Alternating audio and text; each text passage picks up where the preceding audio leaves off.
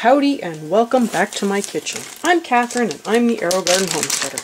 Today is freezer clean out. I have all these tomatoes and I really need the space because I'm overflowing. And I just need to deal with these because I don't have any more crushed tomatoes. So, took them out and let them thaw for a little bit in the sink, but they are, as you can tell, still frozen. I am putting them in a turkey roaster and I'm going to pop them in the oven on a lower temperature. I don't know, probably about 250 I think. And I'm going to let them thaw for a little while, and this will also help get some of the juices out. Now, normally I would do this in my electric roaster, but it started like de-enameling, whatever you'd call that.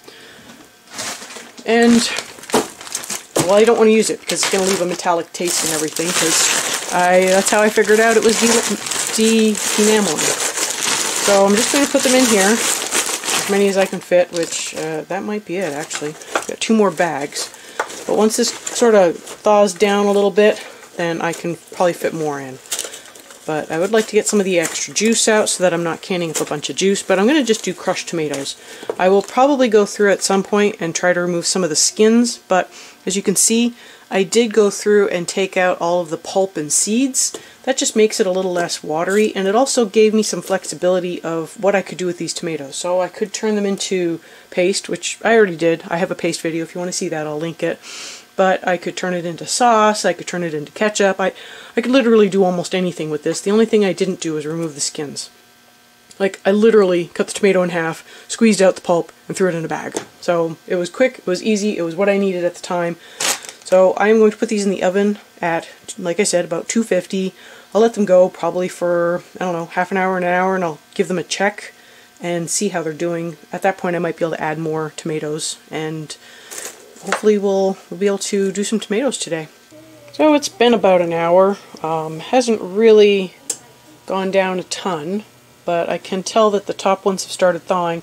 The ones underneath that are further down, they're harder, but these ones on top are definitely softer. So I think I've got room to put in some more tomatoes on top, so I will do that. Again, I will eventually go through and try to take out some of the skins, but that's going to be a process. So that might be when I transfer all of this over from the roaster to a pot, just to create the crushed tomatoes. Okay, so it has been a little over an hour since the last time I checked in, so some of these have been in for almost 2 hours. Actually, some of these have been in for a little over 2 hours, and some have just been in for a little over an hour. You can see that a lot of the skins are wrinkly and getting ready to peel up, so I can go through and remove a lot of these. Now, if I wasn't doing crushed tomatoes, I wouldn't bother, but since I'm out of crushed tomatoes, and part of the reason I'm doing this is I used a can of tomatoes, and it was nasty. There were so many cores, it was just, ugh. So I need more crushed tomatoes on my shelf. I am putting the skins here for freeze drying. As you can see, there's a lot of juice in here. Once I peel them, I am putting them in a pot, in a strainer, to drip out some of the extra juice. I really don't want them to be too juicy, but what I can do is I can take that juice and I can concentrate it and put it back in with the tomatoes so I can can it. Sorry, I'm moving my stand back over.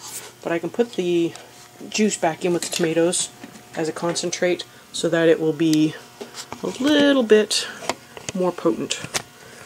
Okay. I'm going to take you along as I peel some of these. It shouldn't be, it'll probably be hot on the top part, but the liquid is actually really cold. There's still, this one's actually still frozen. I don't know if you can see the ice in there still. That's one of the reasons why I want to put it in the strainer, is that there is still a lot of juice. Yep, so I'll speed through this, but yeah, this is just where I am at. And again, like I said, if I wasn't needing crushed tomatoes, there are other ways to do this. But I have plenty of, well, maybe not plenty, but I do have a decent amount of tomato sauce on my shelf. So it is time to just do some plain old crushed tomatoes that I can use in anything. And that's actually the way I like to can up things, is something that I can use to make a bunch of meals with. So I might do small batches of like spaghetti sauce or you know, chili base or things like that, but I would never do massive runs of it because you're kind of stuck with that one thing. And if that's just the way you like to do things, that's fine. that's just not the way I like to do things. So I like versatility, especially since I have such a picky, my son's really picky, oh my gosh. So it's really hard to make things long-term for him. So I'm just gonna keep going through. It's a little tedious, but you know, sometimes canning stuff or processing things is a bit tedious. I did a lot of the work up front of just getting the core out and the seeds, so I don't have to worry about it being extra juicy from that. But it's just a matter of kind of going through and pulling off the skins. You can see they come off pretty easily. If I had a little more time, I would have let them continue to thaw in the bag, and then they would have sloughed off pretty easily there too. I would like to kind of get this done today. Ideally, I would have thrown this in my electric canner, not electric canner, sorry, my electric turkey roaster, and just let that go overnight, and then I probably could have just pulled off all the skins that way and had it most of the way there. But it's broken. I need a new one. In fact, my my other roaster broke, so the one that just goes in the oven like this one, it actually broke, and luckily we just had Turkey Day recently, and all the turkey cooking stuff has gone on sale. So, yay for sales. So I went out and bought me a new roaster, so I would at least have something that I could put massive amounts of canning stuff in. And this is the second real use of it. This is the first use for canning. So yeah, if you see a turkey roaster for sale, and you don't have one, and you're getting into canning, you might want to think about adding that to your supply list. I know they take up a lot of space, but you know what? When you're not using it, you can always store other things in it. Okay, well, I will not bring you along for all of this. I will probably turn the camera off at some point after I feel like you have gotten the point of how tedious this can be. I'm sure you've already gotten the point, but I will turn it off and bring you back once I move on to the next step. This is kind of tedious. Some of them do come off real easy. Actually, it's really nice to can in the winter because it heats up the house. You don't have to worry about heating up your house in the summer, but the flip side is it does take up room in your freezer. Kind of have to weigh the pros and cons. Now, for the most part, these were Roma tomatoes from my garden, but I do have a few, I had some yellow slicers. I did have some really small beefsteak that we didn't eat just because they were small and they came in late. I think those were the only, I think we only grew 3 major varieties of tomato, and then we had a cherry tomato. The cherry tomatoes, I mostly, if I didn't eat them, then I freeze-dried them and turned them into tomato powder. So I did pull out the seeds from those because I got a crappy blender and it's not going to handle seeds. So I de-seeded those, but for the most part I just left everything else there because freeze dryer, I don't know if it makes the skins more brittle or something, but my blender is actually, or my food processor is actually able to handle it well enough, so I don't worry about that for the skins. The seeds, that's a different ball of wax there, ball of yarn. And I think that once I clear out a little bit of space in this pan, I might move the strainer over the pan here to drip in, and then I can just start throwing stuff into the pot. We'll see. So I will be canning these up as pint jars. Not only does it take less time to process, but I actually find the quart jars, it's a little too much for our family's needs when I make a meal. So unless I wanted to generate a lot of leftovers, I think that the pints will actually work better for us. But obviously, you know, you just base that on how your family's needs are. I don't mind some leftovers, but you know, after about 2 or 3 days, sometimes the family can get a little bored with the same meal. So if I just need to can it in smaller jars so I can mix things up more, then so be it. Plus it takes less time. If I haven't already mentioned that, it takes less time. Ones that are still frozen actually peel slightly better than the mushy ones. I might be able to turn off my oven. I don't think I'm going to need to throw this back in. Although that might be the faster way to reduce the juice while I'm cooking the tomatoes. Who knows? The tomatoes that I froze were not just limited to whole tomatoes that I got from the garden. So, you know, sometimes when we would slice up some slicers, I would put the top and bottom in the bag as well to save that. because it's like no one wants to eat the top and bottom, but it still has perfectly usable tomato pulp on it, so I would just save that as well.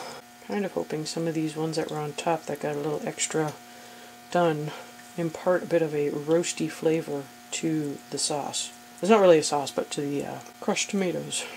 And after skinning everything, this is where we're at. I got about 6 quarts or 6 liters of juice here. I'm going to reduce this down. And over in this pot, let's see if I can figure out how many I got.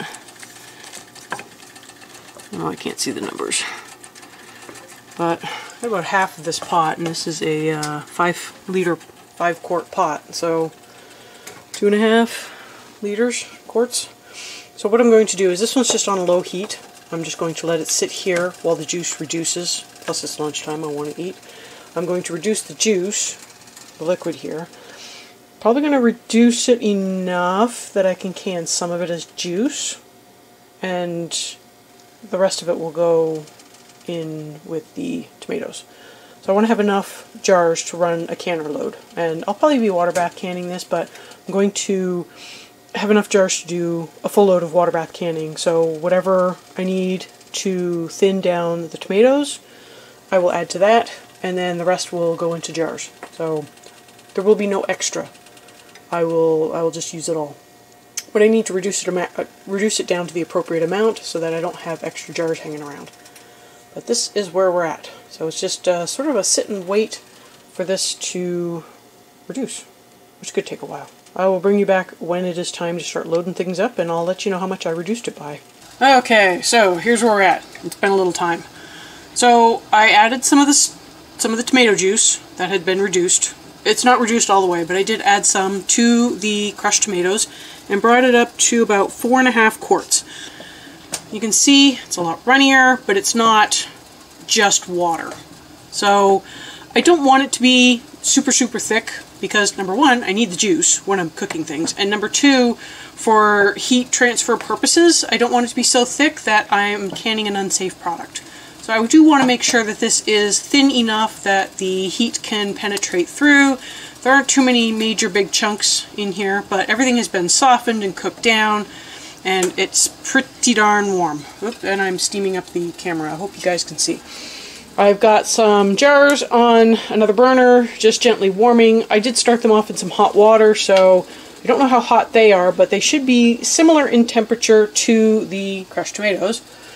I have 10 jars in here. This is how many jars I can fit. And then over here I have the stock, which I'm going to shuffle. I'm going to do a big shuffle, move everything around. I was at about 5 quarts when I decanted some off, and now I'm at 3. I'm going to let this simmer a little bit longer, but it looks like I'm just going to have to do the juice in its own batch, and I'll have to go get some more jars for that because I only brought up 11. Bought a case of jars that was on sale, and one of them had broken. So it was like a really good price for jars, but I only have 11 jars. So, okay, quick refresh. Got everything I needed. I am all set up. So I just need to start filling. We've all seen the filling process before, so I won't go into too much detail about it. I've got all my lids ready. I've got something to wipe the rim. I will be putting in the amount of citric acid it called for. I'm using citric acid because I don't have lemon juice, or, well, I have lemon juice, I just prefer to use the citric acid. I feel like I'm not diluting it down so much. And, let me see.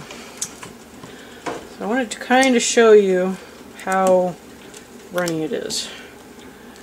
There you go. So, get you back, hopefully without making anyone dizzy. Okay, so I'm going to fill these up to about 1/2 inch headspace. Oops. Trying to not make too much of a mess.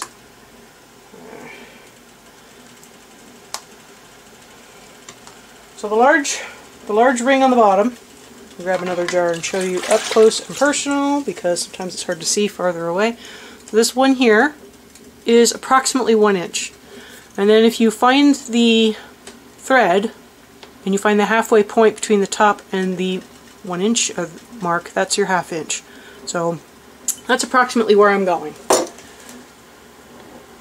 Now the other thing is, if you got one of these nifty headspace tools, You can give it a quick check, and I am slightly over.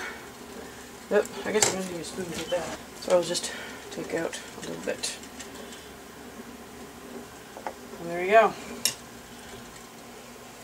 So I want to make sure my rim is clean because that can interfere with the seal. I'll put my lids on. So you go until it connects. It's still pretty loose. And then you're just going to turn it until you can feel the resistance. There you go. It's really one of those things you just gotta kind of do it yourself a few times and then you'll just start getting the hang of it. So I should hopefully have enough for 10 jars. If I don't have enough to fill up the last jar, I will add in some more of the tomato juice that I've got on the burner, and that's still hot, and that should help me get to my headspace. I am following the, I'll try to see if I can find a link for it, but I'm following the guidelines from the USDA website to, I forgot the citric acid, for processing times. So it also has the how much citric acid you put in each jar. It's got how long to process for. If you're at different elevations, it gives you the chart for that. So I'm at less than 1,000 feet. Oh, that's not gonna fit. I'm at less than 1,000 feet, so my processing time will be 35 minutes for the pints. And since I'm doing it in pints, I only need to use a 1/4 teaspoon of, look, I forgot the citric acid again. Good thing I'm talking about it. So I normally try to put my citric acid in first because then it helps it dissolve instead of getting this just pile on it, but it will dissolve in the canner. So that's that. Like I said, my canner can only hold 10 jars, so I will have to process the juice separately. Don't remember if I put that in, so if this one got double, then I guess I'll find out when I'm reviewing the video. Okay, I will just keep filling these, and I will bring you back. I will bring you back for the juice. Full canner. I will be bringing this up to a boil, but as you can see, I got them all filled.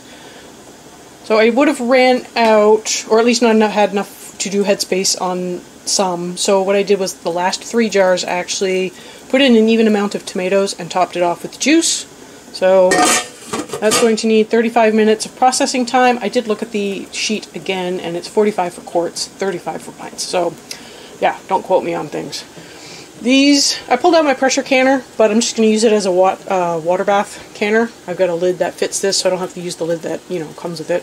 So I've got some jars. They're in hot water, and they're heating up a little bit more, but I will get to the juice, and I will show you that. And then I just put the juice over here. I literally just finished doing the crushed tomatoes and pulling out the canner, so I will get this going. Okay. It will be a bit of a reach for me to get the jar, so I'll probably end up just having to go around.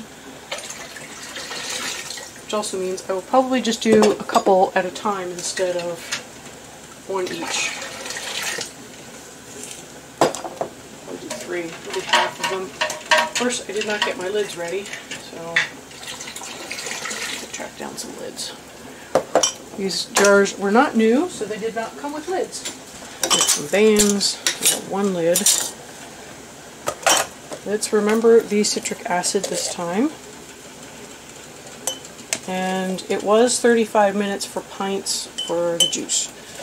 And that's for actual tomato juice, which is, it's a pretty thick product. So this is not real tomato juice. It's like tomato water, whatever you want to call it. But it's fake tomato juice. It's good for soups and things like that, but I got a bunch of new jars, and they came with bent lids. It was ball. It was just so frustrating to get a new lid and not be able to use it. I think that might have been my reject pile.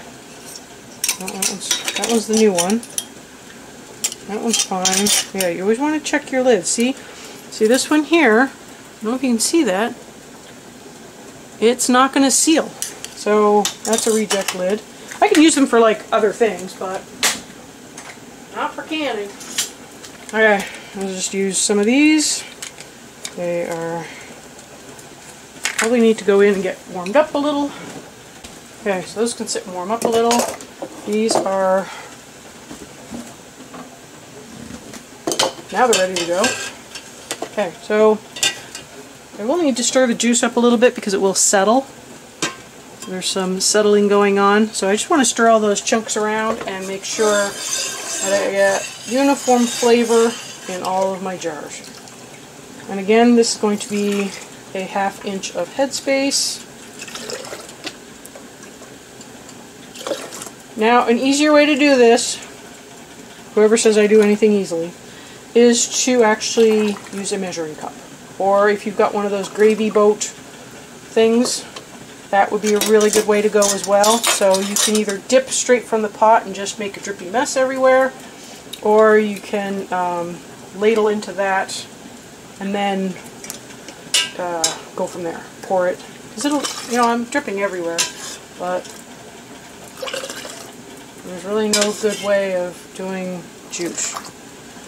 You know, I don't know if I'm going to get as many jars as I thought I was going to get. I think this was the pre headspace amount. Oops. So I may only get 4 jars. I'll move this one closer so there will be less mess.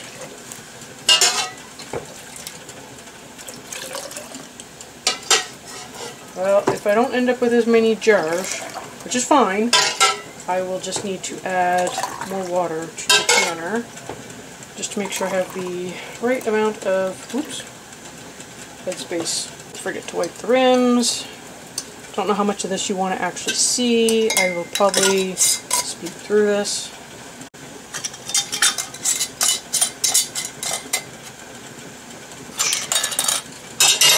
Hot, hot, hot. That one actually looks a little low too. Oh, it is low.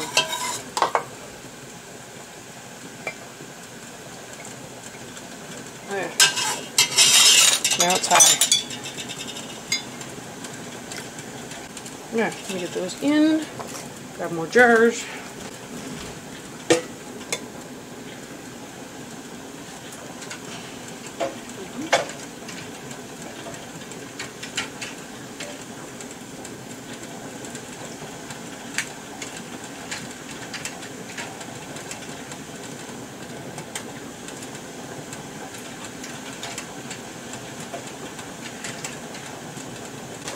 Alright, let's see. Pretty sure I'm only going to get one more jar out of this. Actually, I might not even get one more jar out of this. Let's see. Oh, look at that. Okay, I do not have anything I can use to bring up the headspace without just making it a watery mess. So what I'm going to do is I'm going to put a lid on anyways. I'm going to put it in the canner anyways, because that way it'll kind of seal it, but it's not going to be a great seal because I got so much headspace. And then I'm going to put it in the fridge. So the nice thing about doing that is it kind of keeps it fresh. Keeps it fresh for a little longer. And I can use one of these lids. I just want to make sure I get the seal off to the side. It just means it's not going to go bad as quickly, so that's my only logic. You can't can it this way and expect to have a good seal and keep it on the shelf. So that's not my game plan with this. Okay, we need at least 1 inch of water over the top of the jars. At least. Preferably a little more since we're going to be boiling it for a while. So see, I'm not there yet. That should be plenty of water. There we go. Get my lid on, get that up to a boil, 35 minutes, and I will see you after they are all out and ready to show off.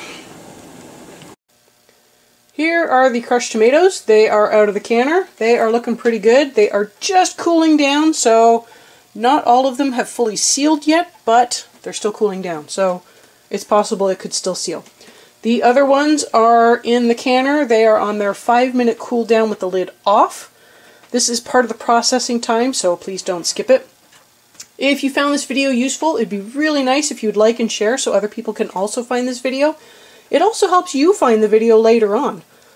Make sure you're subscribed because, again, that will help you find the video. And I'm such a small channel right now, and by sharing and subscribing, it really helps me get found, and I would love for more people to find my channel.